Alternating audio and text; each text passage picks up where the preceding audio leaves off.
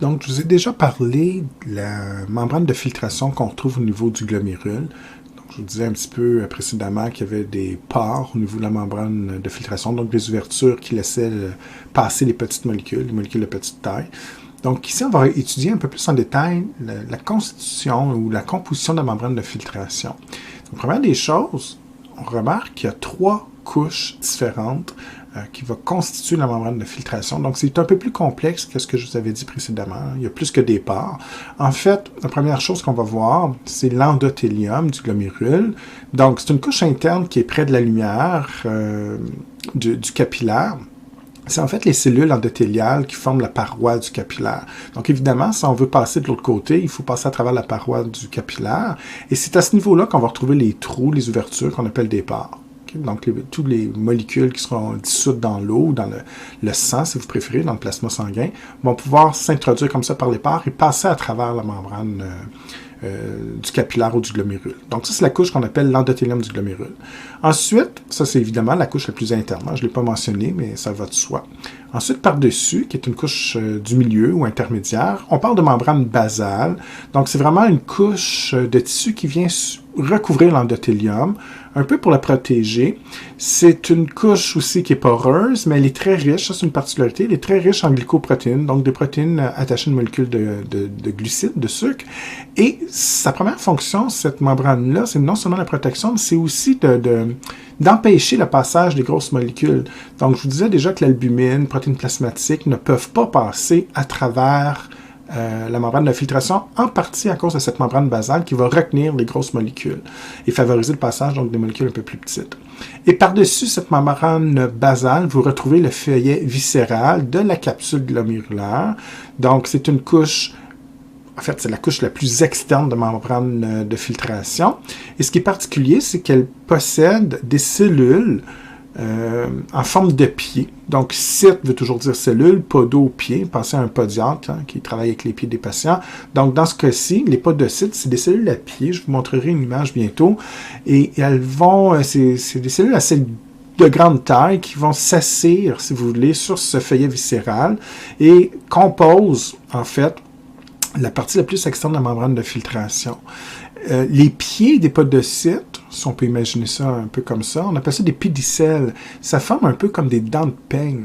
Et ces espèces de structures microscopiques qui forment des dents vont faire des fentes, un peu comme un peigne, et ça va bien sûr limiter le passage des molécules. Donc, pour passer, pour être filtré, les molécules doivent non seulement passer à travers la couche endothéliale, on doit s'introduire par les pores suffisamment petite taille pour ne pas être retenu par la membrane basale. Et ensuite, on doit se glisser entre les fentes de filtration formées par les podocytes. Et si on réussit ces 3 étapes-là, si je peux dire, bien là, on va se retrouver dans la chambre capsulaire ou l'espace capsulaire et on pourra être acheminé dans les différentes sections du néphron pour être expulsé dans l'urine éventuellement. Donc, petit retour. En fait, je vais vous faire un petit dessin pour illustrer un petit peu tout ça.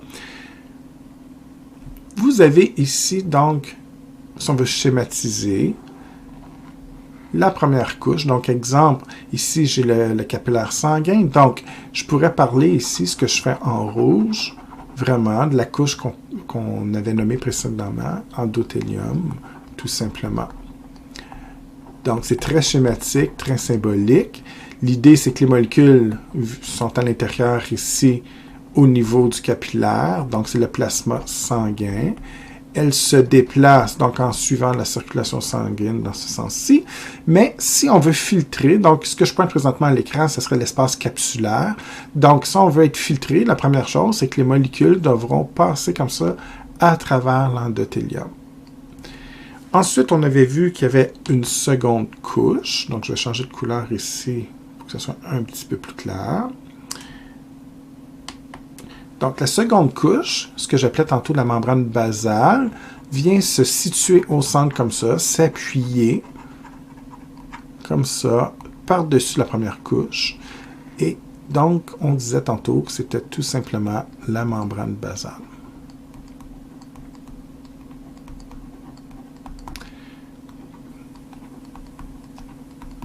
Donc, encore une fois, les molécules qui ont réussi à se faufiler par les pores, ici au niveau de l'endothélium, devront maintenant passer à travers cette membrane basale pour poursuivre leur trajet. C'est ici que les grosses molécules ne pourront pas passer. Exemple, si je fais une grosse molécule ici ou une deuxième, ici, ils ne passent pas parce qu'on va retenir, si vous voulez, les grandes protéines comme l'albumine ou les protéines plasmatiques. Donc, vraiment les petites molécules qui vont passer de ce côté-ci. Ensuite, on disait qu'il y avait une troisième couche. Donc, encore une fois, je vais prendre quelques secondes pour changer de couleur.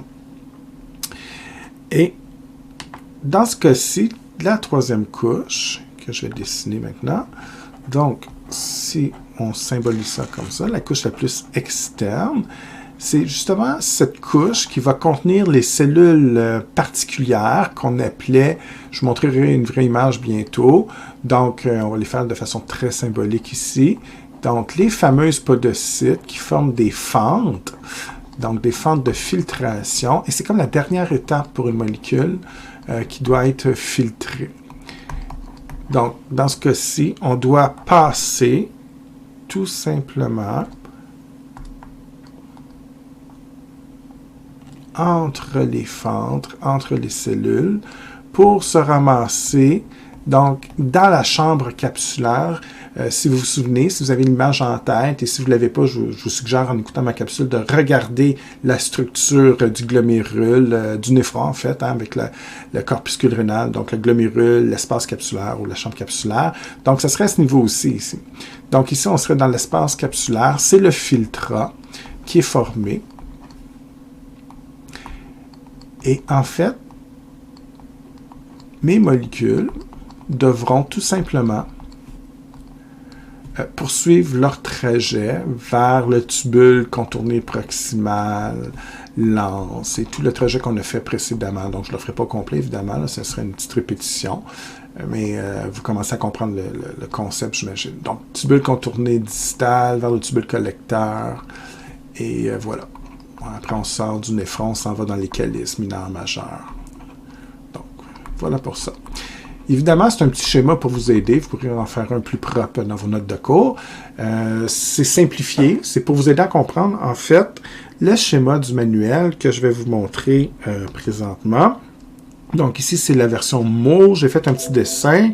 Dans le fond, ici, je me demande pardon, on va juste corriger la situation ici. Donc, dans le fond, l'image que je vais vous montrer, c'est une façon plus artistique, plus réaliste aussi, des trois éléments que je viens de vous expliquer. Donc, on voit ici que je suis au niveau du glomérule, l'espace capsulaire, et on voit une partie ici du tubule contourné proximal. Donc, en code de couleur ici, 1, 2, 3, on a les trois étages. Donc, beaucoup plus facile à voir peut-être pour vous maintenant que j'ai le capillaire ici qui forme le glomérule, les molécules, donc la circulation sanguine, le plasma sanguin à ce niveau-là. Vous remarquez les pores. Donc, première étape, on doit passer à travers la paroi du capillaire, donc les molécules vont se faufiler comme ça par les pores. Vous remarquez ici, en fait, on le voit en orange ici, c'est plus visible. La membrane, c'est vraiment une membrane hein, qui vient s'appuyer comme ça sur le capillaire, l'endothélium du capillaire. Donc, on devra passer par les pores, franchir la membrane basale du capillaire pour ensuite traverser la troisième couche. Donc, on parlait tantôt du feuillet viscéral de la capsule. Et c'est ça que je voulais vous montrer, en fait. C'est le podocyte ici. Donc, une cellule énorme. Et quand je vous disais qu'elle forme des pédicelles avec des dents de peigne, c'est une façon très imagée. Mais on remarque les petites structures microscopiques ici qui s'emboîtent avec les autres. C'est ça un peu les fentes de filtration, en fait. Donc, les molécules, comme dernière étape, devront se faufiler entre ces fentes-là.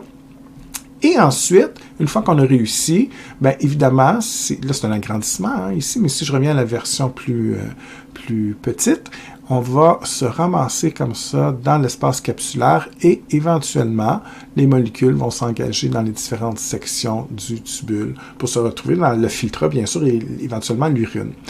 Donc, les grosses molécules, soit qu'elles ne passent pas, exemple un globule rouge, un érythrocyte ou les leucocytes, globules blancs, ne peuvent pas passer les pores, finalement, donc ils poursuivent leur chemin. L'albumine, à la limite, donc certaines protéines plasmatiques pourront peut-être passer par les pores, mais elles vont être retenues par la membrane basale. Et dans le pire des cas, il y a les fentes ici de filtration qui retiennent le tout. Il y a un petit notez bien ici que je veux que vous gardiez en tête. parce qu'il y a certainement des étudiants parmi vous qui vont se demander, qu'est-ce qui arrive? Hein? Mettons qu'il y a des éléments organiques, des molécules qui restent coincées ici. On ne peut pas garder ça pour la vie. Donc, il y a quand même, on a oublié un petit peu de les mettre sur votre dessin, mais je vous mentionne en passant qu'il y a des macrophages, donc des leucocytes spécialisés dans la digestion ou la dégradation de certaines molécules. Donc, évidemment, tout ce qui va traîner ici, on fait comme une espèce de ménage. Et bien qu'elles ne sont pas présentes sur le dessin, imaginez-vous qu'il y a des globules blancs, des macrophages qui vont éliminer les débris qui resteront coincés comme ça au niveau des fentes de filtration. L'autre chose qui manque sur le dessin, et je vais vous en parler plus en détail à la prochaine diapo, le terme ici est extrêmement important pour moi, je vais en parler beaucoup. Donc, il y a des mésangiocytes qui n'ont pas été illustrés sur la membrane de filtration. Donc ça, je veux que vous compreniez que la membrane de filtration, oui, contient les 3 couches qu'on a parlé précédemment, mais en plus, important d'en rajouter une qui n'est pas expliquée très clairement dans votre manuel. Donc, on parle vraiment de mésangiocytes, donc à ce niveau aussi. Les mésangiocytes sont aussi capables de phagocytose pour éliminer les différents débris, un peu comme les macrophages que je parlais tantôt, mais en plus, elles ont une capacité musculaire, donc c'est des cellules très spéciales, hein. Elles ont à la fois une fonction immunitaire et une fonction musculaire, c'est donc des cellules très très spécialisées, très particulières. On va parler beaucoup de l'aspect contraction musculaire. Donc ça, c'est une question que je vous demande maintenant. Pourquoi on veut des cellules musculaires à ce niveau-là? Pourquoi c'est important d'avoir des cellules musculaires au niveau de la membrane de filtration?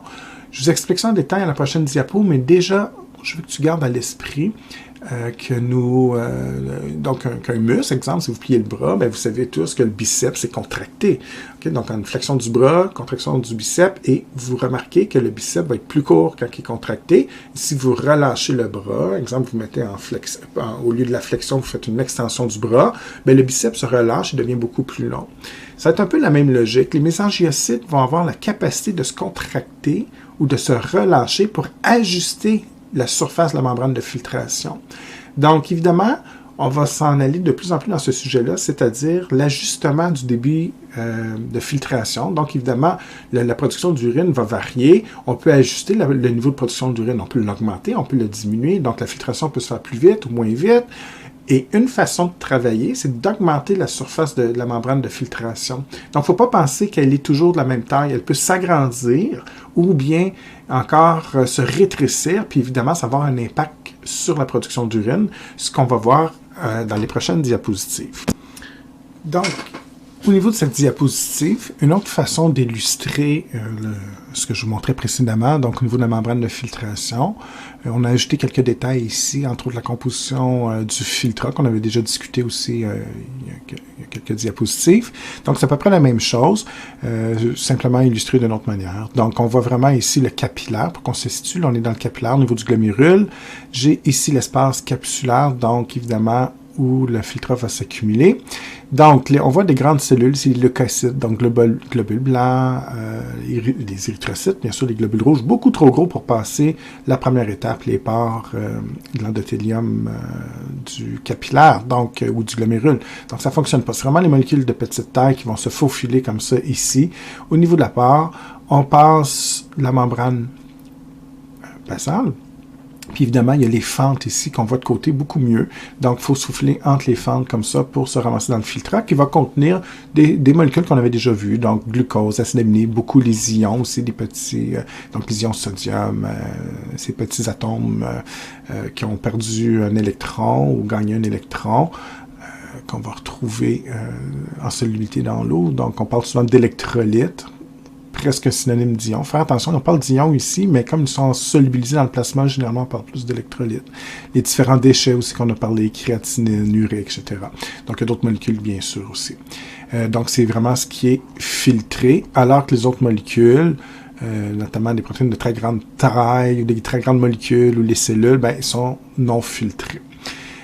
Ce qui manque, encore une fois, sur ce dessin-là, c'est les mésangiocytes. Donc, je vous disais que c'est un peu des cellules, qui ont une capacité phagocytaire pour éliminer les débris qui sont restés coincés dans la membrane de filtration, mais également une capacité musculaire. Donc, il y a un concept que je veux que vous gardiez en tête, que je vais illustrer. À quoi ça peut bien servir? Je vous disais qu'on peut ajuster le débit de production de l'urine, donc, ou le niveau de filtration. On va voir qu'il y a plusieurs mécanismes moléculaires, plusieurs processus qui vont participer à ce niveau-là. Mais un des mécanismes que je veux que vous gardiez en tête, c'est celui-ci. Donc, les mésangiocytes, imagine-toi ce que je dessine ici, c'est de façon très symbolique une membrane de filtration. Donc, exemple, la situation A qui est ici, j'ai une certaine surface comme ça qui me permet la filtration. Donc, cette surface-ci, il y a une certaine quantité du plasma sanguin qui pourrait être traité. Donc, j'ai une certaine surface et le plasma va recouvrir l'ensemble de cette surface-ci et donc, ça va ajuster le débit de la filtration à un certain niveau. Imaginez-vous que j'ai une situation B où la même membrane de filtration, pour X raisons que je vous expliquerai bientôt, va prendre une très grande surface comme ça. C'est exagéré, c'est simplement à des fins pédagogiques qu'on puisse bien illustrer. Donc, je pense que tout le monde est d'accord avec moi que si je suis dans la situation B, cette même membrane va traiter une plus grande quantité de plasma. Donc, évidemment, dans cette situation-là, ça va augmenter la filtration et conséquemment, la production d'urine va être plus élevée. Donc, on augmente la filtration par rapport à A. B, il y a plus de filtration que A. Donc, au niveau de B, on va augmenter la production d'urine. Quel est le lien avec les mésangiocytes? Donc, je vous disais précédemment que les mésangiocytes ont une capacité musculaire. Donc, un peu comme les cellules musculaires, elles vont se rétracter ou se relâcher. Donc, évidemment, si ces cellules spécialisées dans la membrane de filtration se contractent, il faut garder en tête qu'elles vont avoir, donc je les mets entre parenthèses, mais ce que tu dois réfléchir, c'est que les mésangiocytes, quand ils se contractent, je vais le marquer ici de qu'on s'entende, en termes de taille, elles diminuent. Donc, si on diminue la taille de la membrane, c'est la situation A. Donc, vous constatez, dans ce cas-ci, le lien que je veux que vous fassiez. Donc, en diminuant la taille au niveau de la membrane, cette situation-ci, ça veut dire que comme j'ai moins de surface, on va diminuer le niveau de filtration et conséquemment, on diminue la quantité d'urine qui va être produite. C'est une façon de réguler votre niveau de production d'urine. Donc, il y a des situations qu'on verra bientôt dans les prochaines capsules où on va vouloir ajuster notre production d'urine. Donc, augmenter ou diminuer la production d'urine. On verra les différentes situations. Donc, dans ce cas-ci, ce qui est important, là, si je résume, ce que je veux que vous compreniez, c'est que la contraction des mésangiocytes va diminuer la taille de la membrane et comme j'ai une surface plus faible, il y a moins de plasma sanguin qui sera filtré, donc ça diminue la filtration et évidemment, ça va diminuer conséquemment la diminution de l'urine. On va produire moins d'urine. Donc, c'est une façon de ralentir la production d'urine. À l'inverse, la situation B, j'augmente la filtration, j'augmente la production d'urine parce que j'ai augmenté ici la surface de la membrane de filtration. Et ça, c'est possible quand les mésangiocytes se relâchent, se décontractent. Donc, on relâche les mésangiocytes, ce qui fait qu'on va augmenter la surface de la membrane de filtration. Donc, on traite plus de plasma, évidemment, puis on augmente la filtration au niveau du glomérule. Donc, c'est une façon, si vous voulez, d'accélérer la production d'urine. Éventuellement, on verra qu'il y a d'autres mécanismes également qui vont ajuster le niveau de production d'urine. Et évidemment, on verra que plus en détail tous ces processus-là pour contrôler ce débit de filtration. Donc ça conclut la première capsule. Ça veut dire que vous avez toutes les explications nécessaires pour contrôler les 10 premières diapositives de la séquence 4, partie 2. Donc, dans la deuxième capsule, on verra plus les détails mathématiques. Donc, on va parler du calcul de la pression nette de filtration. Donc, je vais vous montrer, premièrement, qu'est-ce que ça veut dire, une pression nette de filtration au niveau des reins, des néphrons, comment on va le calculer, les impacts sur la production d'urine. Donc, ça va être plus le sujet de la deuxième capsule. Puis, une fois que vous allez être à l'aise avec ça, on va pouvoir aussi compléter la deuxième capsule avec, justement, ces fameux processus d'ajustement au niveau de la filtration et de la production d'urine. Donc, voilà. Donc, on se revoit pour une prochaine capsule.